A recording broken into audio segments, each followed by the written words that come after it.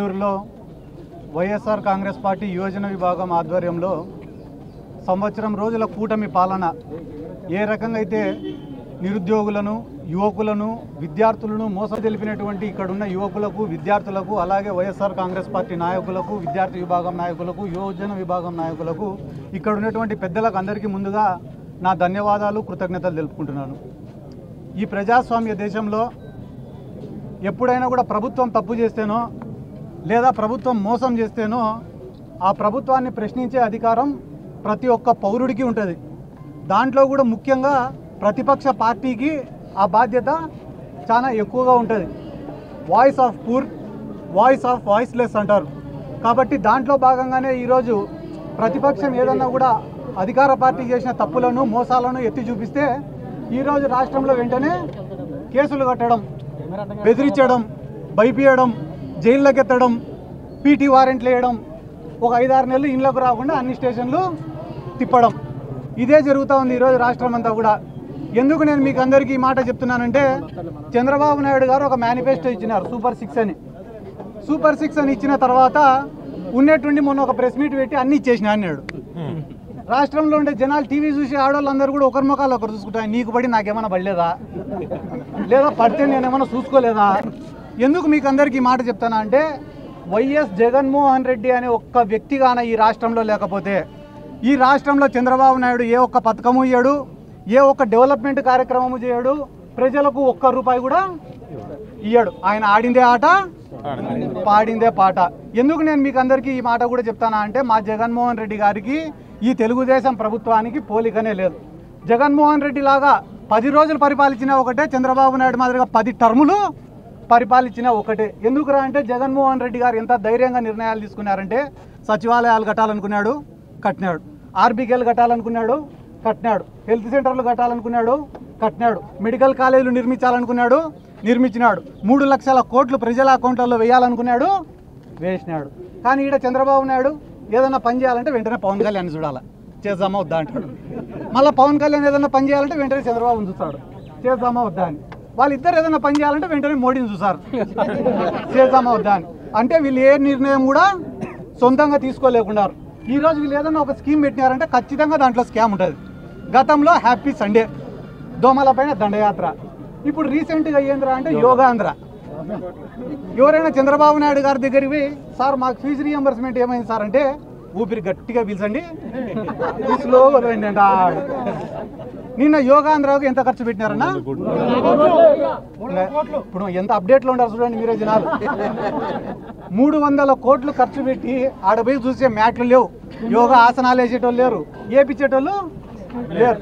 ఈరోజు నువ్వే పోయి ఆ రిషికొండకు చూస్తే కానీ ప్యాలెస్ ఆడనే ఉందా లేదా, ప్రభుత్వం పేరు పైనే ఉందా లేదా? మళ్ళా ఎవరైనా ఇదే జిల్లాలో చెప్తానన్నా నేను, పోలవరం కట్టనీకే డబ్బు ఖర్చు పెడితే అదో రకం, కానీ చంద్రబాబు నాయుడు గారు పోలవరాన్ని చూడనీకే 100 కోట్లు ఖర్చు పెట్టాడు.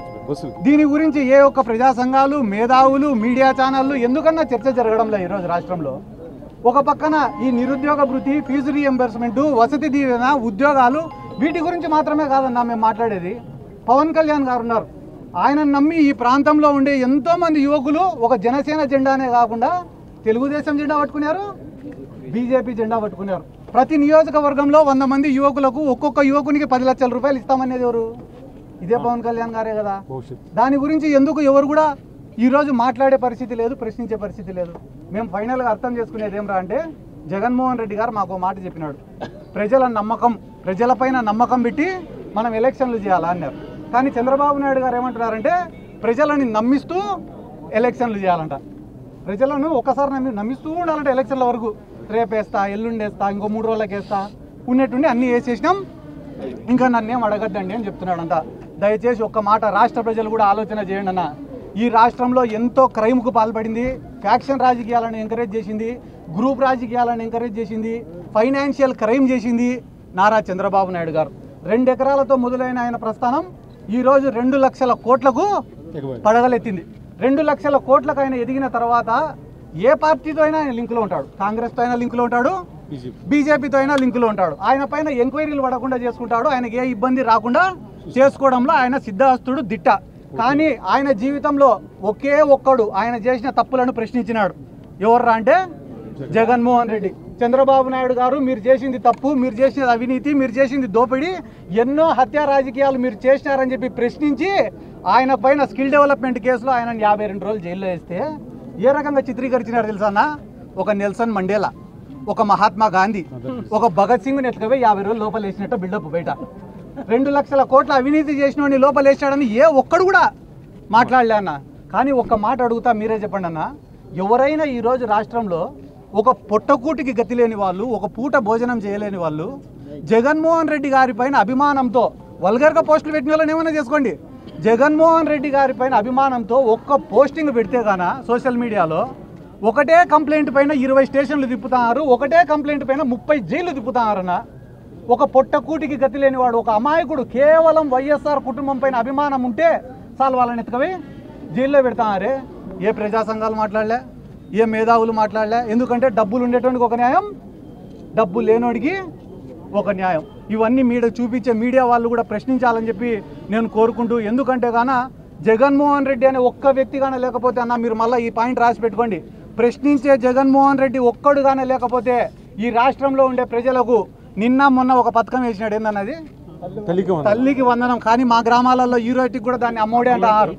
ఎందుకంటే గాన అమ్మఒడి అనే పథకానికి, ఎందుకంటే బ్రాండ్ అంబాసిడర్ దానికి ఎవరైనా ఉండారంటే అది కూడా జగన్మోహన్ రెడ్డి గారు. ఎందుకంటే చంద్రబాబు నాయుడు గారు ఇది 4వ టర్మ్ సీఎంగా, 4వ టర్మ్ సీఎంగా ఉండే చంద్రబాబు నాయుడు గారికి ఒక్క పేద విద్యార్థిని చదివించాలా అనే ఆలోచన రాలే. కానీ ఎప్పుడైతే జగన్మోహన్ రెడ్డి గారు అమ్మఒడి అని పెడితే ఈడ తల్లికి వందనం, జగన్మోహన్ రెడ్డి గారు ఆసరా అంటే ఆడబిడ్డల నిధి, జగన్మోహన్ రెడ్డి గారు రైతు భరోసా అంటే రైతులకు ఏం పెట్టినాడు, ఆ పేర్లు కూడా కష్టంగా ఉన్నాయి.